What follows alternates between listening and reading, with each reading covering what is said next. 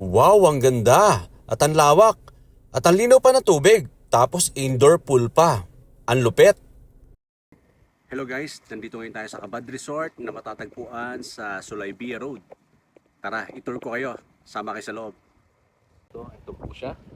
Napakadali lang tandaan. Gate 1124.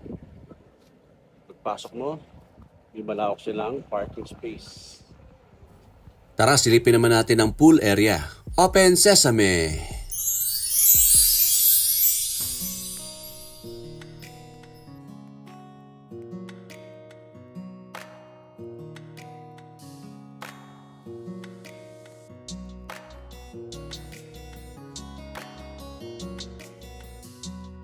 Isa na nga itong Kabad Resort sa pinakamagandang resort na napuntahan ko dito sa Kuwait dahil sa lawak at linaw ng tubig nito. Heto naman ang access papuntang living room. Napakalaki rin. Kahit 20 katao ay kayang accommodate nito. Pang event party venue talaga ang datingan. At halos kumpleto rin sila sa gamit. Heto naman ang kanilang mga rooms. May tagalawang kama, merong maid's room, at bawat kwarto ay may mga toilet, bathroom.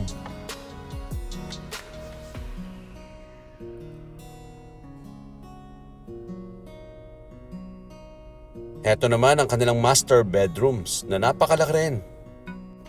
Meron silang mga extra mattress na pwedeng gamitin kung sobrang dami nyo. At ang CR maaliwalas at maganda. At malaki rin. Para kang nasa 5-star hotel, di ba? At magmula nga kwarto ay may access siya papuntang veranda at pwede kang magpaduyan-duyan. Ganern. Ito makikita nyo sa Kabad Resort, napakalawak ng garden nila. Oh. Kaya bagay na bagay sa mga company o magkakaibigan na gustong gumawa ng team building.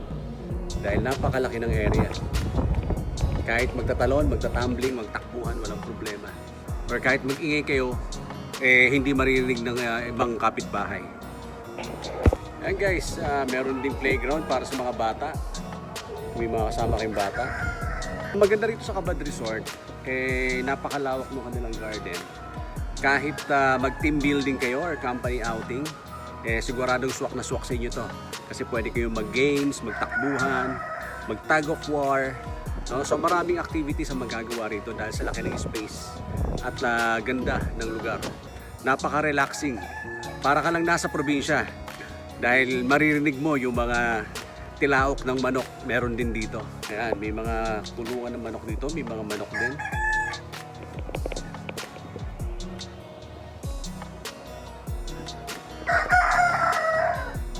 Pwede kayong magdala rito ng mga 4 babies ninyo, yung mga dogs. Ayan, para naman makapagtakbuhan sila. Maganda rito, dahil gated po yung ating resort, hindi makakalabas yung mga aso ninyo. Even yung mga bata. Itong Diwania, maganda to sa gabi kasi may mga lights. Yan.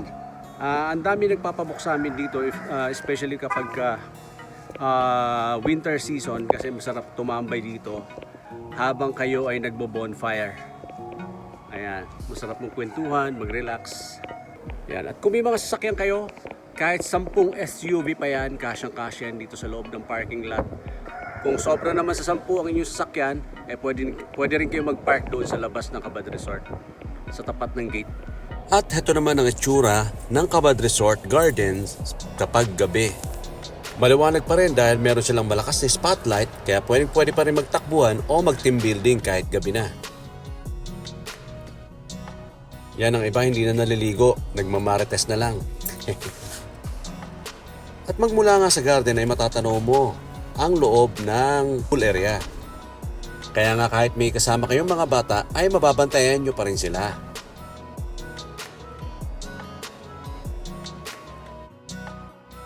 Good morning guys. It's me again, Superman. Ay gising lang natin, nandito pa rin tayo sa Kabad Resort. Ayan, alam mo ang ganda gumising kapag ganito yung paligid mo, no? Para ka nasa probinsya. Ganda, oh.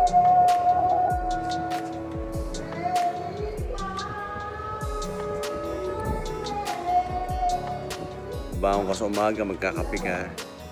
May ganito ang place No, sana all. Yun, nandito pa rin kami maya-maya mag-check out na po kami ng aking mga kasama.